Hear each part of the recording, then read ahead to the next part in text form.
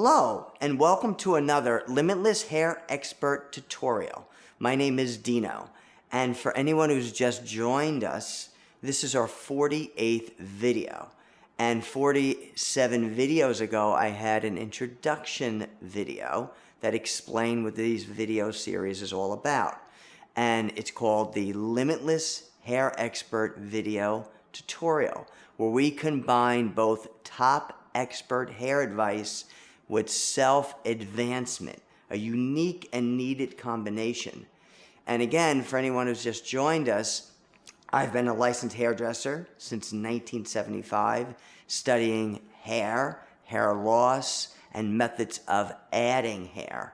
In addition to that, since 1978, I've spent 2 hours every single day, 5 to 6 days a week, studying everything and anything I can get my hands on in self-advancement. So that's where my expertise lies, in the area of self-advancement. So hair expertise, self-advancement. And today's subject is, how do you add hair while keeping your hair healthy? Now, something's very, very important in the industry. There's all these methods of adding hair. There's all different kind of methods of hair extensions and hair weaves and hair systems, non-surgical and surgical. And there's powders that cover up your scalp, and there's wigs.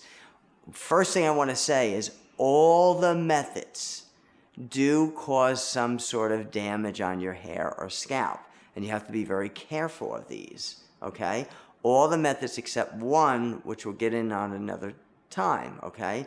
But they all cause different problems with your hair and scalp. So that's why I want to go through some specific principles on how to add hair while keeping your hair healthy. Because if you add hair for appearance, for aesthetic reasons, it's still very important to keep your existing hair healthy and your scalp healthy. So here are the principles. Number one, the scalp is made to breathe.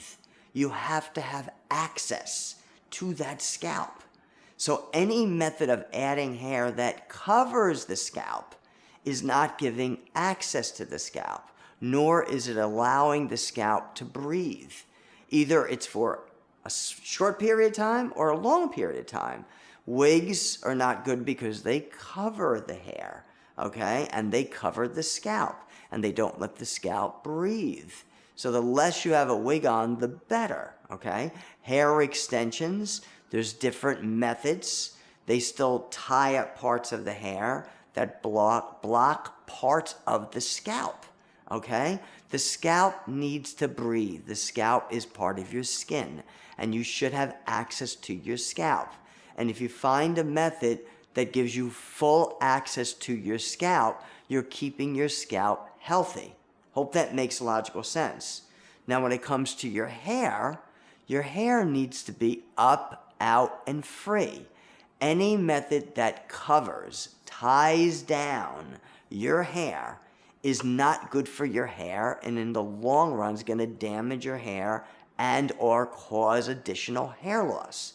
And I hope that makes logical sense to you. So the methods of hair extensions that bead your hair together, or that bond your hair together, all right, or that braid your hair down against your scalp, anything that ties your hair together or ties it down is not usually good for your hair, okay? So you need to have a method where you add hair, but your existing hair is up, out, and free, and you have 100% access to your hair. So if you have a method that allows you to leave your existing hair alone and keep your existing hair up, out, and free while adding hair, then you have something golden. And there is something out there in the market that does it. But all the other methods do not. So be very careful. So I just want everyone to understand the principles of what will allow you to add hair while keeping your hair healthy. All right? So please understand that. And there's one more thing too. When you keep your hair up, out, and free, you have access to your hair and access to your scalp. You can get into the scalp to moisturize the scalp, to cleanse the scalp. You can have access to existing hair so you can moisturize your hair and treat your hair properly. So these are very important principles. Now, our quote for today is very interesting. It is, "You cannot look for something you do not believe in." Okay? Now, there's a point here that's very important, and that is, you can't look for something. Your mind is not going to be able to allow you to look for something if you don't believe it. Now, the basis from this is something in your brain called the RAS, Reticular Activating System. It's an actual part in your brain, in the bottom part of your brain, that what it does, it filters out things that are not important to you. So that way, your mind is not overloaded with many things coming into it. It only allows the stuff that's important to you to go in. Again, called the RAS, Reticular Activating System. And that, what it does, here's even something more important what it does. It allows in what you believe. This is what's so important. Remember the quote, "You cannot look for something that you don't believe in."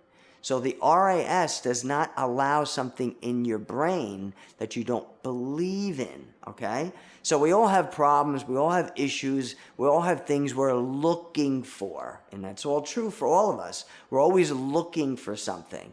So you will not be able to look for something that you don't believe you'll be able to find.